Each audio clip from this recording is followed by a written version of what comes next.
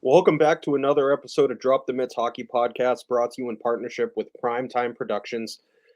We are joined by Teddy Stiga, who is a centerman winger for Yeah, I play the both. for the U.S. National Development Program. Just recently signed officially with Boston College, so that's awesome. And yeah, man, first off, I want to congratulate you. For doing that. That's huge, and obviously they're friggin' wagon at this point.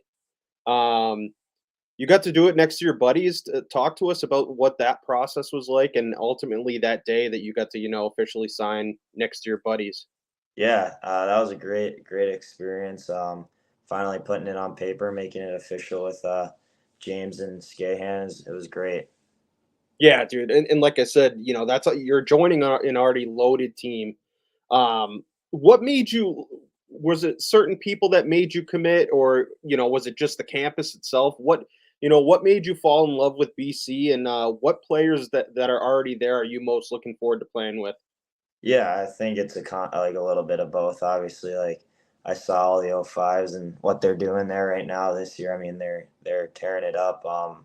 And yeah, it's just great coaching staff, great players, great campus, great school, kind of everything you would want. Yeah, I'm excited to play with everyone. They're all great players and great teams, so should be fun. Yes, so you being from Sudbury, Mass, were there any other Hockey East schools that you kind of caught your eye, or other schools that you went and visited that you really liked?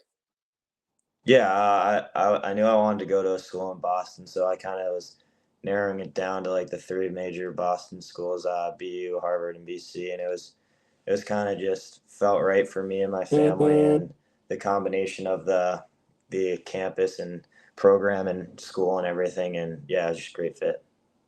And we mentioned earlier that BC already has that loaded group. Obviously they were all National Development Program players last year. Will Smith, Gabe Perreault, Ryan Leonard. Have any of those guys reached out to you at all? Kind of tell you what to expect at BC.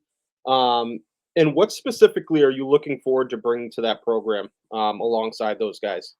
Yeah, I mean, I've talked to a few of the guys, especially over the summer. I've skated with a few of them. Just they're excited for the year, and they're obviously doing great things right now. And yeah, I think I'm just excited. I'm not sure right now who's going to be staying out of that core group, but I think no matter what, it'll still be a great team, and just to help the team win as much best as I can. So. Yeah, and growing up, was there a player that you really idolized, and even now, a player in the NHL that you really try to emulate your game after? Yeah, I think there's like a bunch of players that I loved watching and tried to emulate my game after. I think being a Bruins fan, I liked Marchand and Bergeron, those guys, kind of trying to pull from them. I like Hagel on Tampa Bay. I think he's a great player. I like how he can PK and PP and kind of do it all. I think he's so underrated, dude. Like Yeah, I don't think he gets enough. Even like now in Tampa, I really thought so in his time in Chicago, but even more so now in Tampa that he's yeah. kind of like flying under the radar there. Like he's still fucking nasty. Yeah, he put up like sneaky like 30 goals last year, and like no one, you don't hear anything about him. Yeah, exactly, dude.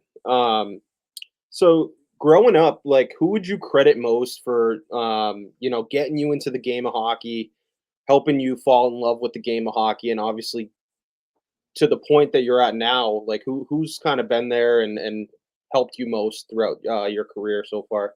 Yeah, I think it's kind of obvious answer. My parents, we lived by a rink only 10 minutes down the road, so did learn to skate there. That was where my the first team I played on was there, and then my dad especially, we'd build a rink in the backyard every year, and we'd always stay out there playing one-on-ones against each other and just shooting around. So Yeah, that's awesome, dude. And so like recently we've had, here on Drop the Mitts, we've had a couple of other your buddies on, Cole Hudson, Brody. Just recently we had Camille on.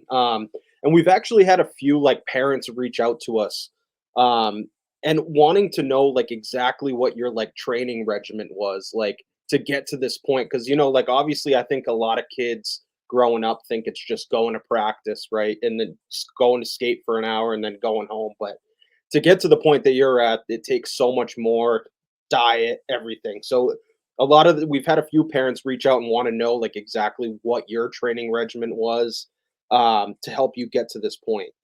Yeah, obviously, I think you got to put in the work, and I mean, we still have a lot of work to put in now.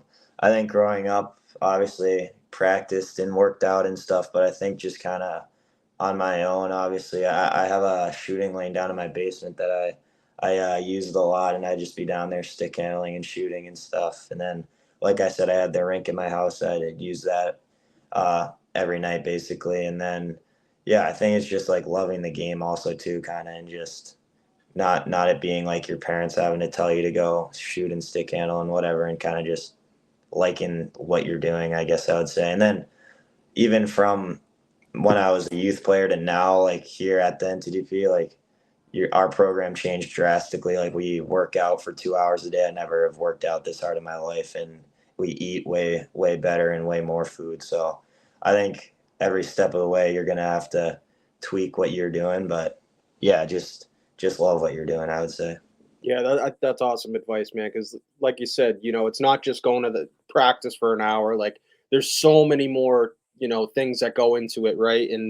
And another thing is, obviously you're a 17-year-old kid, and right, and you're draft eligible this year. And a lot of people forget that you guys are still just kids, like 17 years old, away from home, obviously at this point. Like, talk to us about what a day like in your life is at this point as a 17-year-old kid kind of living on his own, being away from Massachusetts obviously, and um talk to us about what like a day in the life in for Teddy Stiga is.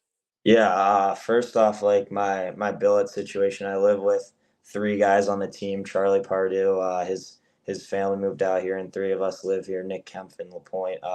It's great being with them every day. We're always doing something. It's always fun. So, we usually wake up around 7, get breakfast. Miss Pardue makes some great breakfast, so we get some good food in us, and then we go to the rink and we have school usually for 2 hours, and then we're on the ice for 2 hours, and then we're in the gym for 2 hours, and then after that you can stretch, shoot pucks, do whatever you need to do to get ready for the next day, and then we go home, play cards, Xbox, and watch a movie, something like that. Kind of just relax, do homework, whatever it is, and yeah.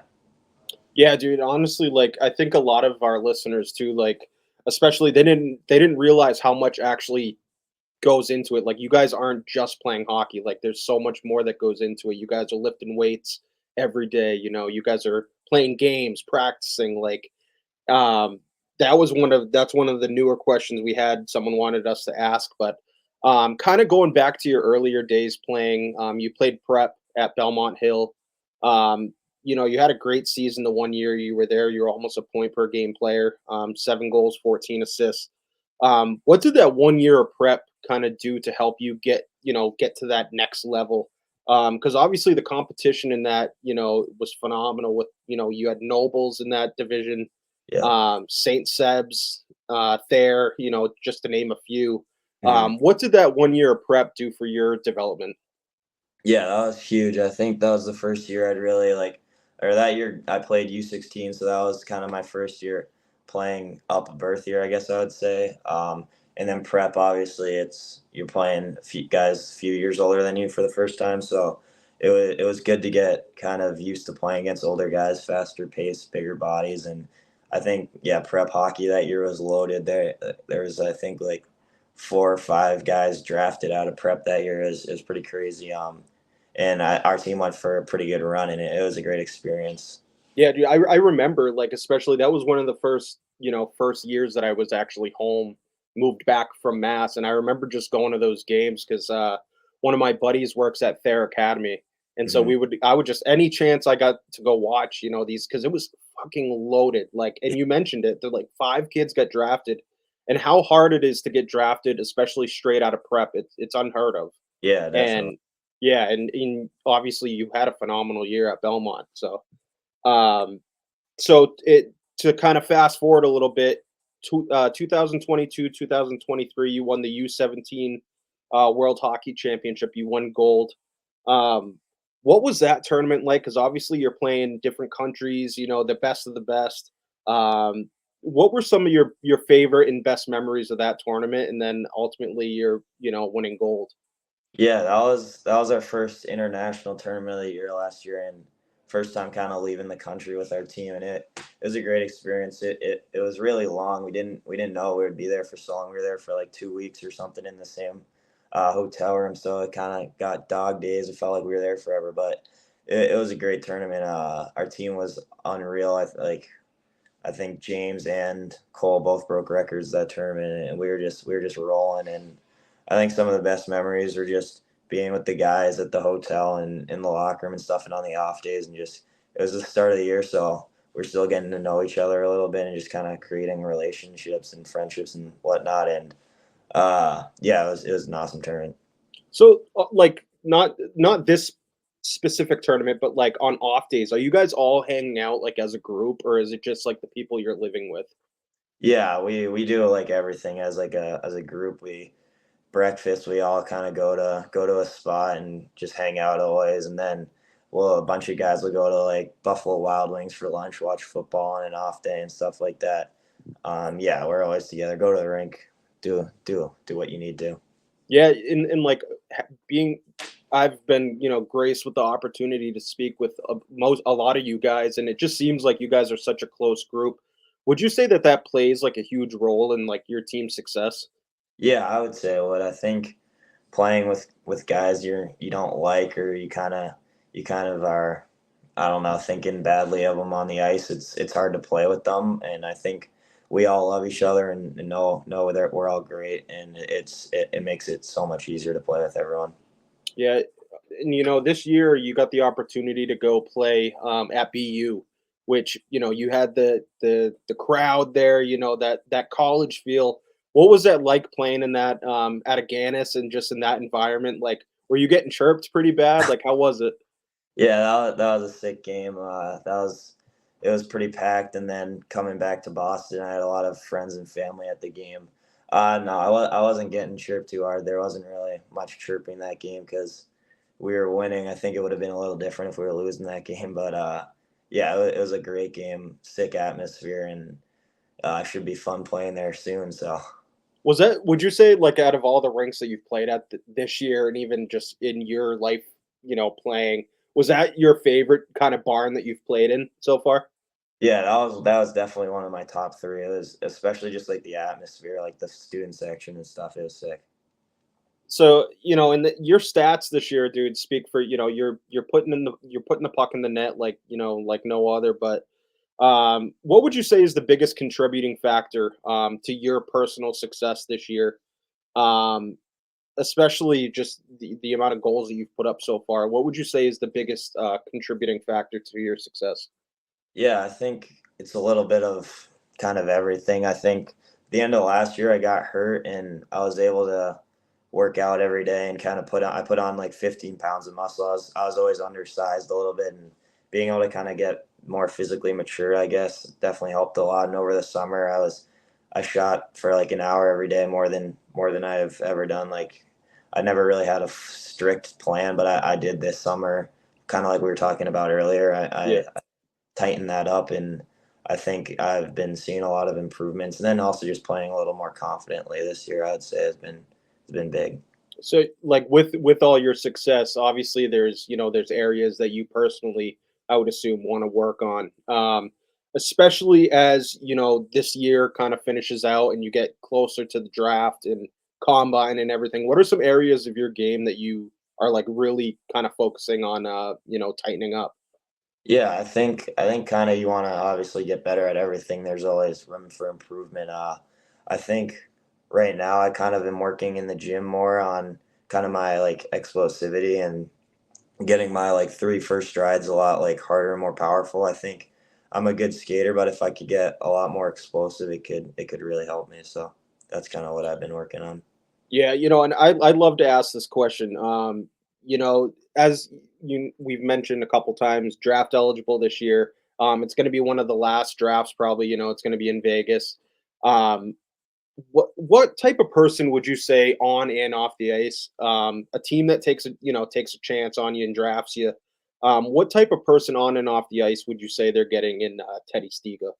Yeah, I think they're getting a good person who's a good person first, and then a good player second. I think I love to compete, love to battle, and I'll do what it takes to win. So yeah. I gotta ask this question, man. Obviously, I know like it would be a dream come true for you to get drafted wherever, though. But I gotta ask: is there a part of you that really hopes that you end up back in Beantown?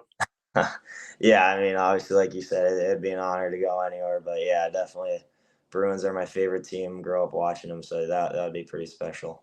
Yeah, they're insane this year too, which is kind of Yeah, surprising with Bergie and Krejci leaving. But yeah, well, hey man, that's those are all the questions I've got for you. I can't thank you enough for taking the time out of your day to come chat with us. Um, I wish you the best of luck the rest of the year, and obviously, come draft time, man, any team is going to be lucky to get you on their team, and wish you the best, buddy. yeah. Thank you. Thanks for having me. Awesome, man. Take care. Thank you. Awesome, man. Yeah, that was 16 minutes. Pretty good. Yeah, thank you. Yeah, I really appreciate you, man. Like I said, I love interviewing all you guys. I think I've gotten like 8 or so now. Yeah, I've watched a few of them. I try to like spice up, not spice up, but like fucking change the questions a little bit just Yeah, because I'm like I feel like they're all like literally the same thing, but like I don't know. It's pretty cool. Like we've had people reach out like representatives of teams and stuff like want the tape and stuff, so it's pretty cool yeah, that like they ask for those kind of stuff. But yeah. I can't thank you enough, man. I appreciate you taking the time. Yeah, no problem. If you have any other buddies or whatever that you think would be interested in like kind of getting their story out there, because we have a decent following, so just if you want to get your story out there, it's a good way. Yeah, definitely. But yeah, if you have any buddies or whatever, I'd really appreciate it. Yeah, for sure. Awesome, man. Thank you again, and take care. Yeah, thank you. Take care, man. Bye.